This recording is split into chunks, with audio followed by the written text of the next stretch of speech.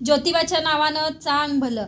मित्रांनो, पहिल्या भागात आपण पाहिलं की रत्नासुराचा वध करण्यासाठी साक्षात केदारेश्वरांनी अवतार घेतला.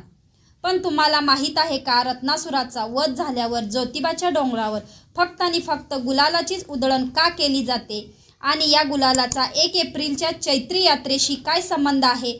चला जाणून घेऊया कथागुरूच्या दुसऱ्या भागात. गुलालाचे गुपित. पौराणिक कथेनुसार जेव्हा रत्नासुराचा अंत झाला तेव्हा आनंदाने सर्व देवांनी आणि भक्तांनी गुलालाची उधळण केली होती. हा गुलाल म्हणजे विजयाचा आणि मांगल्याचा प्रतीक आहे. आजही चैत्री यात्रेला जेव्हा लाखो भाविक ज्योतिबाच्या डोंगरावर येतात तेव्हा गुलालाने अख्खा डोंगर गुलाबी होतो. असे मानले जाते की जो भक्त ज्योतिबाच्या चरणी गुलाल अर्पण करतो त्याच्या आयुष्यातील सर्व दुःख दूर होतात आणि ज्योतिबा त्याला आनंदाचा आशीर्वाद देतात.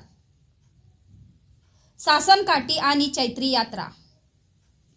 चैत्री यात्रेचे सर्वात मोठे आकर्षण म्हणजे सासनकाठी.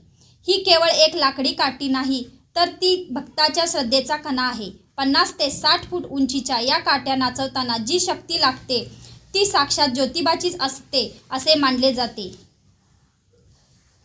निगम, शिरगाव, कोडोली आणि कसब्याची सासनकाठी जेव्हा मंदिरात येते तेव्हा वातावरणात एक वेगळीच ऊर्जा संचारते. ही काठी उंचावर नेणे म्हणजे आपल्या भक्तीला देवाच्या चरणापर्यंत पोहोचवणे होय. गुलालाची उधळण झाली, सासनकाठ्या नाचवल्या, पण यात्रेच्या दिवशी ज्योतिबा आपली बहीण यमाई देवीला भेटायला नक्की का जातात? पालखी सोहळ्याचे ते गुपित काय? हे सर्व आपण पाहणार आहोत पुढच्या आणि शेवटच्या भागात.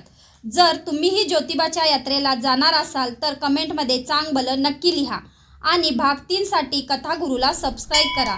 लवकरच भेटूया भाग 3 मध्ये. चांग भलं.